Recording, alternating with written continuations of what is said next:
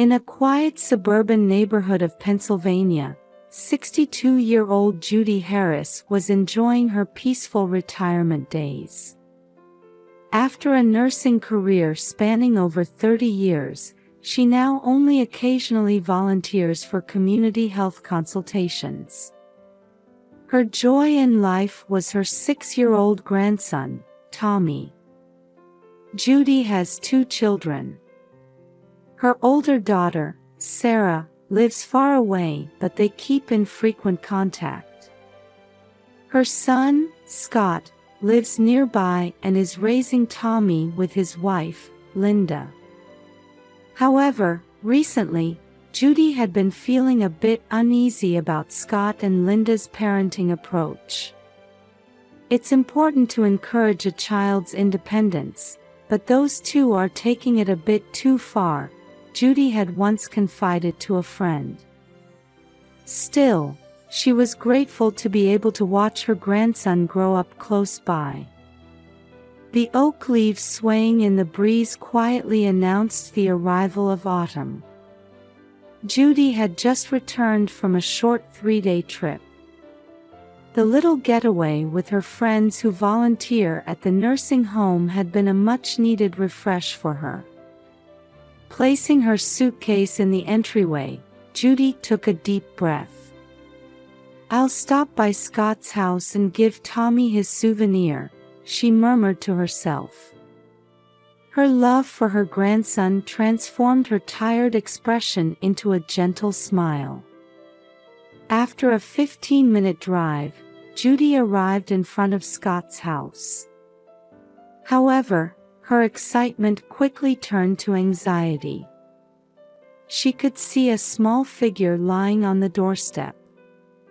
The oak leaves swaying in the breeze quietly announced the arrival of autumn. 62-year-old Judy Harris had just returned from a short 3-day trip. Her salt and pepper hair was neatly arranged, and her warm blue eyes told of her years of experience as a nurse. Placing her suitcase in the entryway, Judy took a deep breath. "I'll stop by Scott's house and give Tommy his souvenir," she murmured to herself. Her love for her grandson transformed her tired expression into a gentle smile. After a 15-minute drive, Judy arrived in front of Scott's house. However, her excitement quickly turned to anxiety. She could see a small figure lying on the doorstep. "Oh no!" Judy quickly got out of the car and rushed to the doorstep. There, she found her 6-year-old grandson, Tommy, unconscious. His small body was cold, and his face was pale. "Tommy, are you all right?" Judy quickly assessed Tommy's condition, drawing on her experience as a nurse. Fortunately, she could detect faint breathing and a pulse. She was about to call 911 when Tommy let out a small groan and opened his eyes. "Grandma." Judy's face showed relief at Tommy's faint call. However, her next worry immediately surfaced. "Tommy, I'm so glad. Where are Mom and Dad? Are they inside the house?" Tears welled up in Tommy's eyes. And his next words made Judy's heart nearly stop. "Mom and Dad are under the tomb." Judy caught her breath. Confusion and fear enveloped her heart. The words "under the tomb" echoed ominously in her ears. "What do you mean, Tommy?" But before Tommy could answer, he lost consciousness again. Judy held her grandson close, her mind racing through various possibilities. An accident? A crime? Or just a misunderstanding? The sound of approaching sirens could be heard in the distance. Judy took a deep breath, trying to regain her composure. As she prepared for what was to come, she whispered quietly, "It's okay, Tommy. Grandma's here. I'll find out what happened, I promise." As the ambulance sirens grew closer, Judy's heart was pounding. However, her years of experience as a nurse helped her stay calm. The paramedics arrived and quickly assessed Tommy's condition. "Fortunately, there's no immediate danger to his life," the paramedic reported, and Judy breathed a sigh of relief. However, they recommended a more thorough examination at the hospital, to which Judy readily agreed. The 3 hours at the hospital felt like an eternity to Judy. As she sat restlessly in the waiting room, the doctor finally appeared. "Mrs. Harris, your grandson shows signs of dehydration and mild food poisoning. However, we've administered appropriate treatment, so he should recover by tonight." While relieved by the doctor's words, questions swirled in Judy's mind. How did Tommy end up in this condition? And where were Scott and Linda? Tommy woke up at dusk. When Judy entered the hospital room, a look of relief spread across his young face. "Grandma." "Tommy, it's all right. Grandma's here." Judy gently held her grandson's hand. "Can you talk a little? Can you tell me about Mom and Dad?" Tommy hesitated for a moment but then began to speak in a small voice. "Mom and Dad went to Egypt. They said they were going to see the pyramids." "Egypt?" Judy couldn't hide her surprise. "When did they go?" Maybe 3 days ago." Tommy looked up at the ceiling, trying to remember. "Dad said they were going under the tomb. But I couldn't go." Judy felt anger at her son and daughter-in-law's irresponsibility, but tried not to let Tommy see it. "I see. So, who was taking care of you while Mom and Dad were away?" Tommy shook his head. "No one. I was alone." Pain shot through Judy's chest. Leaving a 6-year-old child alone to go on an overseas trip. She took a deep breath, trying to maintain her composure. "Tommy, you did well. But didn't your tummy hurt?" Tommy thought for a moment before answering. "Yes, my tummy started hurting yesterday. I ate a sandwich from the fridge." Judy began to piece together the situation. A neglected child, improper meals, and resulting food poisoning. Her anger grew, but right now, caring for Tommy was the priority. "I understand, Tommy. It's okay now. Grandma will take care of you." As she hugged Tommy, Judy made a silent vow. To protect this child and make him happy. And to confront Scott and Linda sternly. That afternoon, Sarah arrived. The two women faced each other with serious expressions, discussing how to proceed. They considered various options, including legal measures and contacting Child Protective Services. As night fell, Judy and Sarah were contemplating their next move with firm resolve. They were determined to take all necessary actions, prioritizing Tommy's happiness and safety. The morning after Sarah's arrival, Judy made a heavy decision. At the breakfast table, she faced Sarah with a serious expression. "Sarah, I'm going to contact Child Protective Services. This is a problem we can't handle on our own." Sarah nodded quietly. "You're right, Mom. Tommy's safety is the most important thing." Judy took a deep breath and picked up the phone. She called the Child Protective Services CPS hotline and briefly explained the situation. A few hours later, social worker Emily Johnson visited.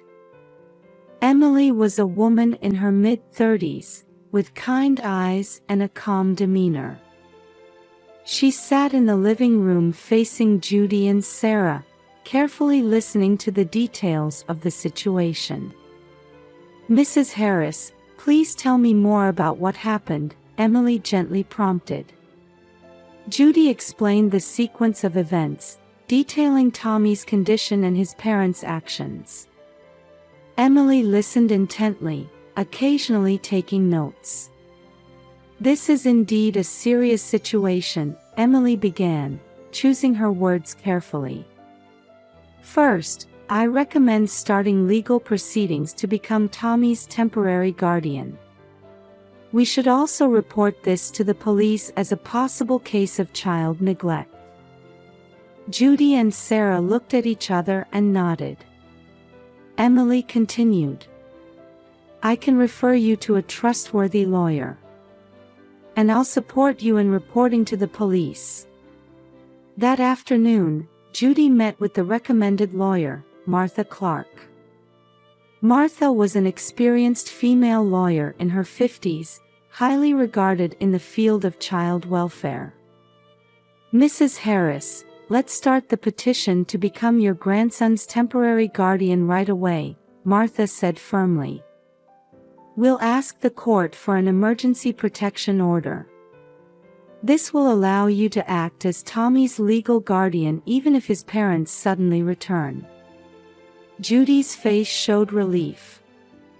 "Thank you, Miss Clark. What should I do?" Martha explained in detail the necessary documents and procedures, and Judy signed them on the spot. At the same time, with Emily's help, they reported to the police. They reported the possibility of child neglect, and a formal investigation was initiated. While legal proceedings were underway, Judy and Sarah devoted themselves to caring for Tommy. They took him to see Dr. Anderson, a local pediatrician, for a checkup and received instructions for appropriate treatment and nutritional management. "Tommy's physical recovery is progressing well," Dr. Anderson told Judy after the examination. "However, psychological care is also important. The sudden absence of his parents must be causing him great anxiety." Judy nodded, recalling Tommy's behavior. Indeed, Tommy had woken up several times in the middle of the night from nightmares, crying out, "Mom, Dad.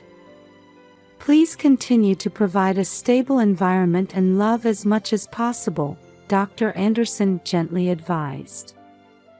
"And if necessary, we should consider counseling with a child psychologist." From that day on, Judy and Sarah took turns caring for Tommy, ensuring that someone was always by his side.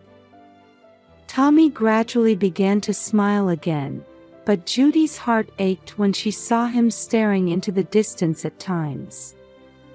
"Tommy, it's okay. Grandma and Aunt Sarah are here for you." Judy gently hugged her grandson and kissed his forehead. Tommy nodded slightly and clung to Judy. "Grandma, when are Mom and Dad coming back?" Judy hesitated for a moment but answered gently, "I'm sure it will be soon. Until then, Grandma and Aunt Sarah will take good care of you." Tommy softly replied, "Okay," and buried his face in Judy's chest. As Judy stroked her grandson's soft hair, she made a silent vow. "I'll make sure you're happy, Tommy. No matter what." As night fell, a warm atmosphere filled Judy's house. Although legal issues were still unresolved, Judy strongly felt that protecting Tommy's smile at this moment was the most important thing. In the midst of busy days taking care of Tommy, Judy's cell phone rang. Her heart raced when she saw her son Scott's name displayed on the screen. "Hello, Scott." Judy's voice contained a coldness. "Mom, we're back. Where's Tommy?" "He's not at home." Scott's voice sounded frantic. "Tommy is at my house. Come over right away." "Bring Linda too," Judy answered shortly and hung up. An hour later, Scott and Linda were standing at Judy's front door. Their tan skin and expensive-looking clothes told of their enjoyable trip. "Mom, what's going on?" Scott asked with a confused expression. Judy invited them into the living room and faced them with a stern expression. "Sit down. We need to talk." As Scott and Linda sat down, Judy took a deep breath and began to speak. "Do you know what happened to Tommy while you were on your trip?" Scott shrugged. "He was fine, wasn't he? We left food for him, and he can take care of himself." Anger flashed in Judy's eyes. "He wasn't fine. When I found him, Tommy was unconscious and collapsed." A gasp could be heard from Linda. Scott's face turned pale. But we..." Scott stumbled over his words. Judy continued mercilessly. "Food poisoning. How did you think a 6-year-old child left alone could safely manage his meals?" Linda opened her mouth. "We value our child's independence. Tommy is a smart kid, so..." "Independence?" Judy's voice rose. "Leaving a 6-year-old alone for 10 days is independence. That's neglect, it's abuse." Scott tried to argue, but Judy cut him off. "Listen. I heard you went to take care of someone else's children while leaving your own child behind. What were you thinking?" Scott and Linda looked at each other and started making excuses. It was a work obligation, they couldn't refuse, they thought Tommy would be fine. Judy looked at them with disappointment. "I don't see any sign of remorse from you. That's why I've decided to take legal action." "Legal action?" Scott exclaimed. "Yes. I've contacted Child Protective Services and started the process to become Tommy's temporary guardian." Linda stood up, raising her voice. "How could you do that? We're his parents." Judy calmly replied, "I can't trust Tommy with you anymore after you abandoned your parental responsibilities." At that moment, Tommy's small figure was seen in the corner of the room. He was looking at his parents with a frightened expression. Scott tried to approach his son, but Tommy hid behind Judy. "Dad, Mom. I was scared." Tommy's voice was trembling. At those words, Scott and Linda's expressions changed. For the first time, they seemed to understand the gravity of their actions. Gently hugging Tommy, Judy told Scott and Linda, "Think carefully about what you should do for Tommy from now on. Until the court makes a decision, I'll be taking care of Tommy." Scott and Linda left the house wordlessly, hanging their heads. A few months later, the court granted Judy legal guardianship of Tommy. Scott and Linda were ordered to undergo a strict parenting education program and were only allowed supervised visitation rights. Tommy gradually regained his smile and grew healthily under Judy's loving care. As an epilogue, a scene from Tommy's 11th birthday party 5 years later is described. Scott and Linda are also present, interacting with Tommy with a more mature attitude than before. Judy smiles with relief as she watches her grandson's happy face. Through this experience, the entire family grew and learned the true meaning of love and responsibility.